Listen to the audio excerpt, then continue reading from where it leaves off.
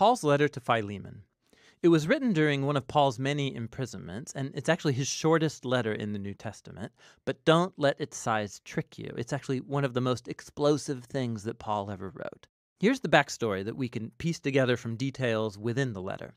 Philemon was a well-to-do Roman citizen from Colossae, who likely met Paul during his mission in Ephesus, and he became a follower of Jesus. Then later, when Paul's co-worker Epaphras started a Jesus community in Colossae, Philemon became a leader of a church that met in his house.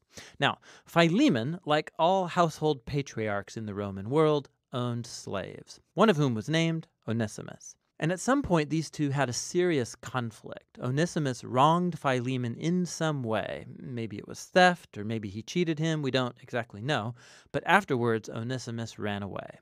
Eventually, Onesimus came to Paul in prison, likely to appeal for help. And in the process, he became a follower of Jesus and then a beloved assistant of Paul. And so Paul finds himself in a very difficult and delicate situation as he writes this letter. He's going to ask Philemon not just to forgive Onesimus and receive him back, but to embrace him as a brother in the Messiah and no longer as a slave. Here's how he does it.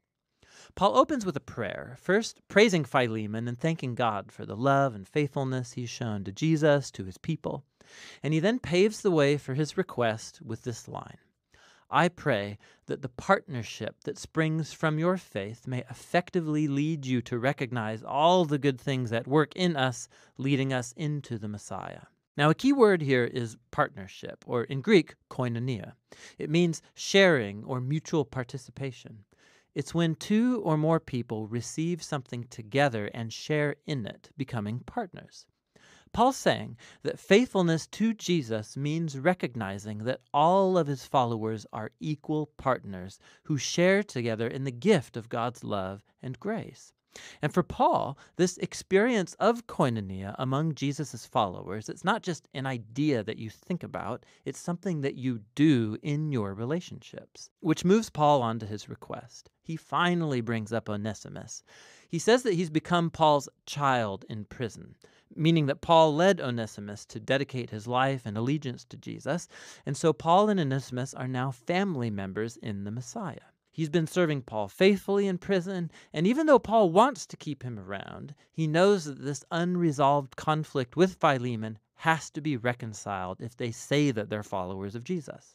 Which moves Paul on to his bold request, that Philemon receive Onesimus back, no longer as a slave, but as more than a slave, as a beloved brother in the Lord. Now, this is a really tall order.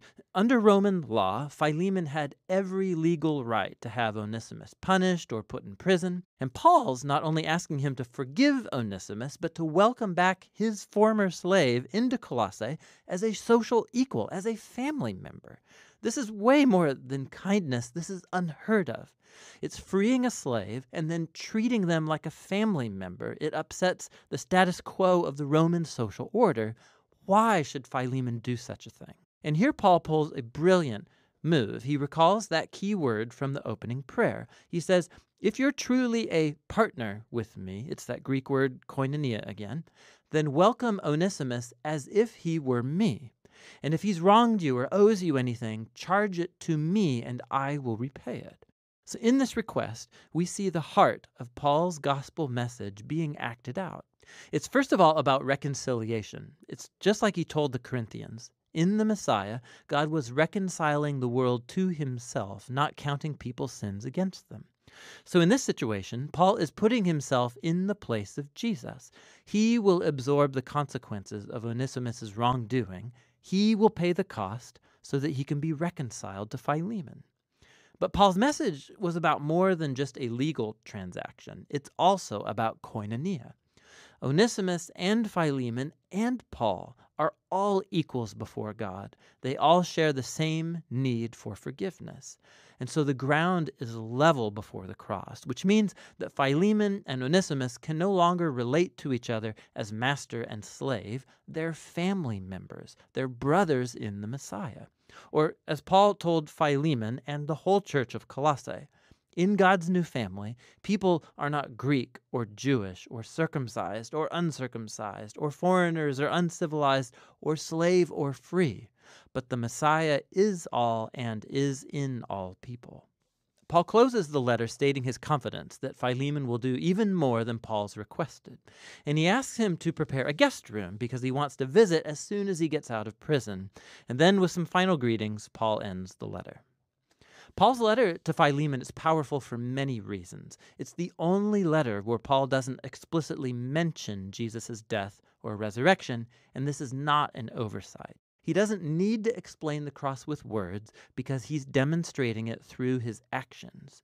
Paul's embodying here the meaning of the cross. He has made himself the place through which Onesimus and Philemon are reconciled to God and then to each other. This letter also shows us that the implications of the good news about Jesus, they are extremely personal and never private. The fact that Philemon and Onesimus are now brothers in the Messiah, it makes their master-slave relationship totally irrelevant. The family of Jesus' people is the place where all are equal recipients of God's grace. It's a new kind of society, or a new humanity, as he called it in the letter to the Colossians, where people's value and social status, it's not defined by race or gender or social or economic class. In the Messiah, there are simply new humans who are equal partners, who share together in God's healing mercy through Jesus. And that's what Paul's letter to Philemon is all about.